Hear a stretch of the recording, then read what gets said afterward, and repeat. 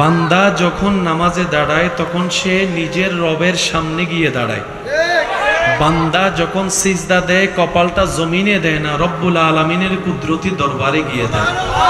বান্দা যখন আলহামদুলিল্লাহ রব্বিল আলামিন পড়ে তখন সেই বান্দার সে তেলাওয়াতের উত্তরে রব্বুল আলামিন হামিদানি আব্দি বলে উত্তর দিয়ে কথা বলেন, সুবহান। বান্দা যখন রুকুতে গিয়ে সুবহান রব্বিয়াল আযীম পড়ে তখন তার জীবনের গুনাহগুলা তার পিঠের উপর বোঝা হয়ে যায়। যখন সে সামিআল্লাহ লিমান হামিদা বলে উঠে সেই গুনাহগুলা ঝরে পড়ে যায়। সেই গুনাহ ঝরে পড়ে গেলে আপনি পবিত্র হয়ে যাচ্ছেন, নেককার হয়ে যাচ্ছেন।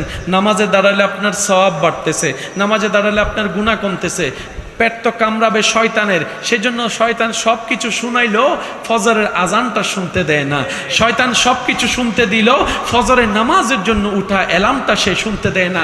একটু খেয়াল করে দেখবেন, সারা রাত যদি আপনার ঘুম নাও আসে, আজান শোনার সাথে সাথে কেমন জানি শরীরটা একদম ছেড়ে দেয়, শক্তি পাওয়া যায় না, ক্লান্ত হয়ে যায়। এগুলো সবগুলো চালাকি হচ্ছে শয়তানের। সেজন্য রব্বুল আলামিন শয়তানের পরিচয় করিয়ে দিয়েছেন, হে আমার বান্দারা, আদুউম মুবিন, শয়তান প্রকাশ্য শত্রু। এই কথা মাথায় রাখবা, এই কথা তুমি জেনে রাখবা। তো মুমিনদের কাজ কি? মুমিনদের কাজ হচ্ছে শয়তান বান্দাদেরকে রব থেকে টেনে জাহান্নামের দিকে নিয়ে যাবে, আর মুমিন বান্দারা শয়তানের মুখে লাথি মেরে রবের রহমতের দিকে যাবে, সুবহান। বান্দা যখন শয়তানের মুখে লাথি মারে আল্লাহর রহমতের দিকে যায়, এটাকে বলা হয় বড় জিহাদ। বড় জিহাদ, বড় জিহাদ। আপনার গুনাহ করার সুযোগ আছে, মনও চাচ্ছে, হাতও আছে, পাও আছে, মুখও আছে, চোখও আছে, আপনি নিজেকে একটু সবর করে কন্ট্রোল করে ফেলেছেন, এটাও বড় জিহাদ। আপনার গালি দেওয়ার ক্ষমতা সামর্থ্য মুখে আছে, মনের মধ্যে গালি খুব সুন্দর করে আসতেছে, কিন্তু আপনি রবের সন্তুষ্টির জন্য হজম করে ফেললেন, গালি দিলেন না, এটাও বড় সবর, এটাও বড় জিহাদের অংশ।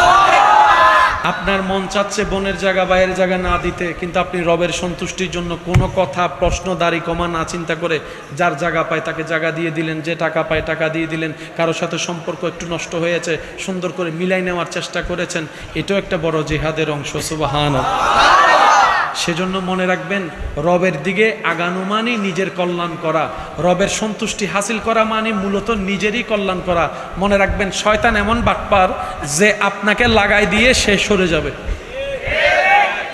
শয়তান আপনার আমার গুনার দায়ভার কখনো নিবে, সাজা তো নিবেই না, দায়ভারও নিবে না। আপনি আমি যদি যাই আল্লাহকে বলি, আল্লাহ ফজরের নামাজ আমাকে শয়তানে পড়তে দেয় নাই,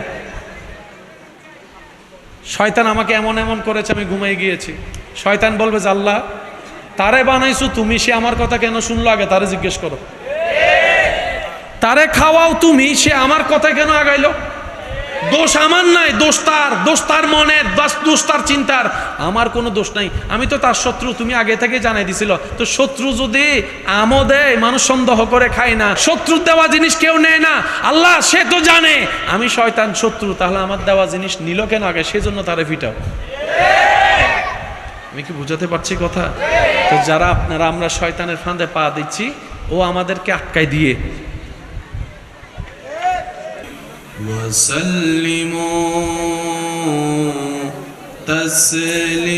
تسليما صلى الله على سيدنا وعلي اللهم صل على سيدنا محمد نبينا اللهم صل على نبينا شفيعنا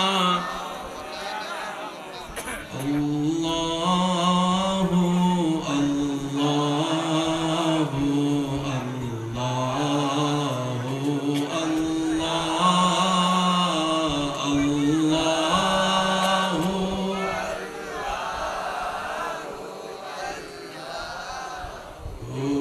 الله আরেকটু ইমানি আওয়াজ, আল্লাহ আল্লাহ আল্লাহ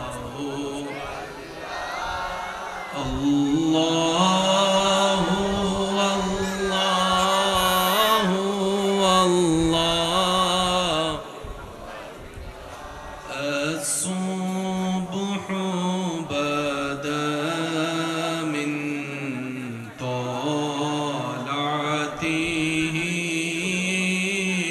والليل دجى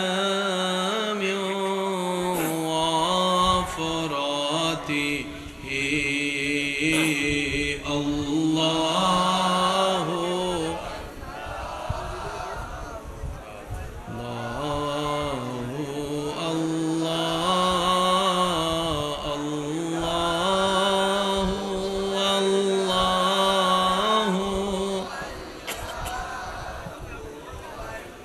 গোলাপ নীলাম গাদা নীলাম নীলাম রজনী গন্ধা মনের সুখে মালা গাতিলাম সকাল থেকে সন্ধ্যা একেবারে দেখা দাও যদি ও গো কামলিওয়ালা একেবারে দেখা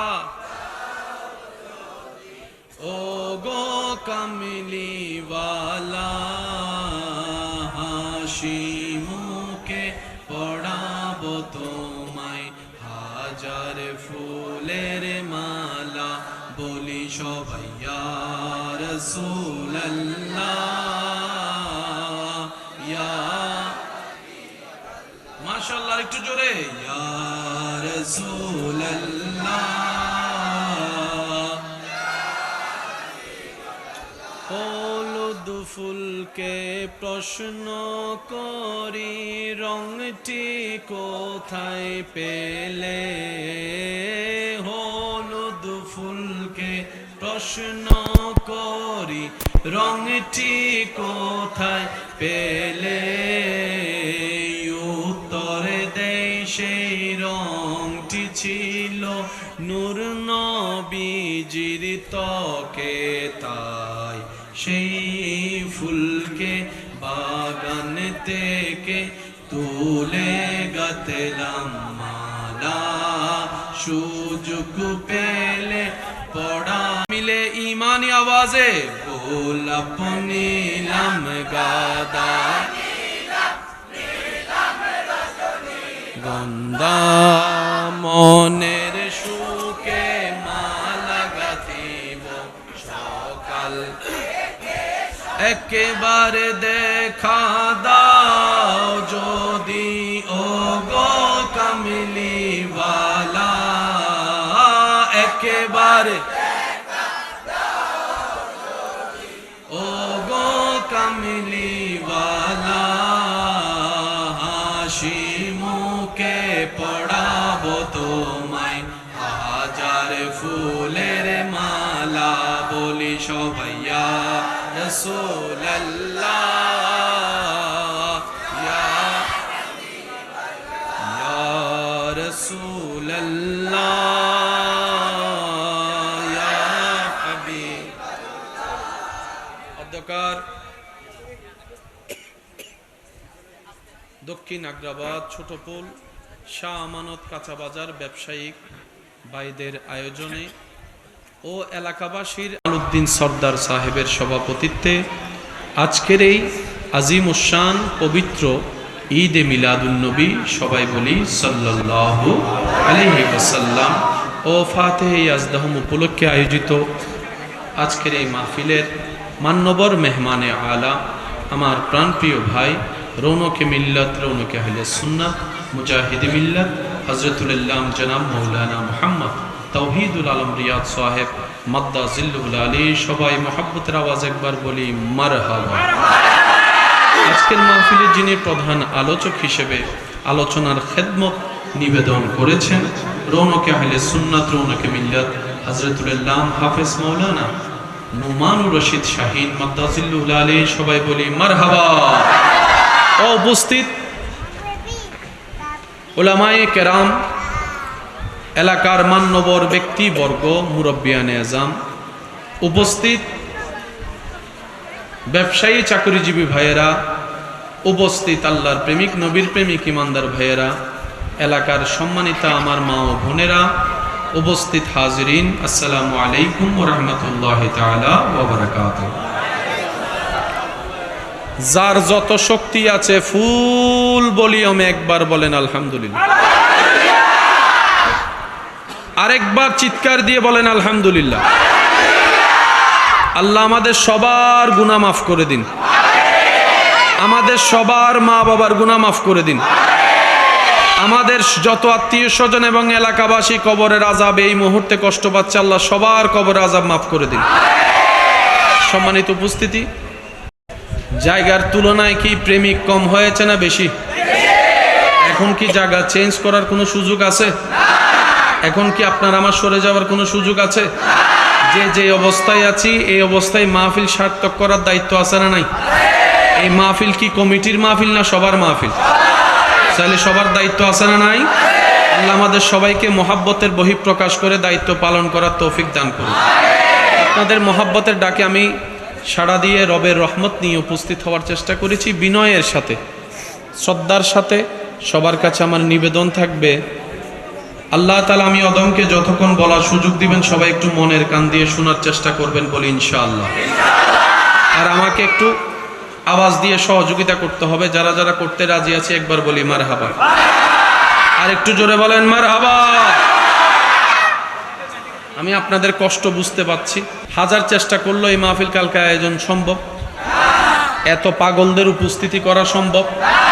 এখানে যারা উপস্থিত হয়েছেন সবার নিজ নিজ ব্যস্ততা আছে না নাই? সবার নিজ নিজ ডিউটি আছে না নাই? এমন অনেক মানুষ এখানে বসে আছেন, এসেছেন, উপস্থিত হয়েছেন নিজের ব্যক্তিগত কাজ ফেলে। সবার সময়ের দাম আছে এখানে, বেদামি কেউ বলেন না ভাইয়া, বেদামি কেউ? আপনারা আমাকে একটু সহযোগিতা করতে হবে, না আমি পারবো না তো ভাইয়া। জি, সবাই একবার মোহাব্বতের আওয়াজে বলি মারহাবা। তাহলে সবার সময়ের দাম, কেউ ফাওয়ে ব্যস্ত এমন না, সবারই একটা গুরুত্বপূর্ণ টাইম আছে। আজকের এই উপস্থিতি জনস্রোত কোনো ব্যক্তি বিশেষ বর্গের জন্য নয়, বরং আল্লাহ এবং রসুলের খাতিরে, দিনের খাতিরে, ধর্মের খাতিরে, ইসলামের খাতিরে ডান হাত তুলে দেখাই, বলেন ঠিক কিনা? আরেকটু জোরে বলেন ঠিক কিনা? আল্লাহ এই মহাব্বত কবুল করুক, আল্লাহ এই জজবা কবুল করুক। আমার মাঝে মধ্যে আমার মন বলে আমরা গুনাহগার, এখানে কোনো সন্দেহ, কিন্তু আমরা একটা জিনিসে বড় আশ্বস্ত, আমরা বেয়াদব না। বলি বলি বলি বলে আওয়াজ দেন, আমরা মুনাফিক, আমরা বেওয়াফা।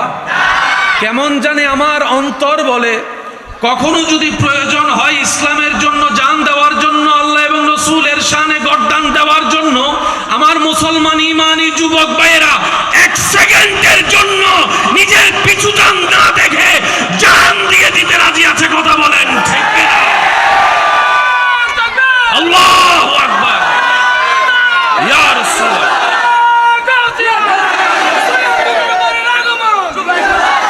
মুসলমানদেরকে হালকা করে দেখার কোনো সুযোগ, মুসলমানদেরকে পাতলা করে দেখার কোনো সুযোগ, মুসলমানদের দেহের শক্তি না থাকতে পারে, বুকের মধ্যে ঈমানি বল আছে না নাই?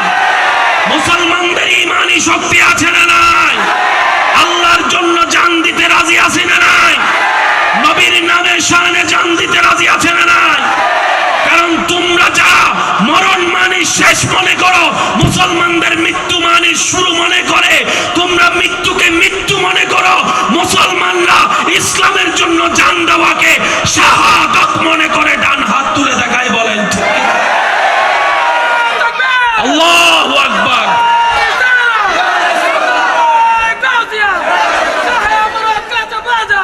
উচ্চ আওয়াজ একবার বলেন মারহাবা, আরো জোরে বলেন মারহাবা। সেজন্য পায়তারা চালানো হচ্ছে।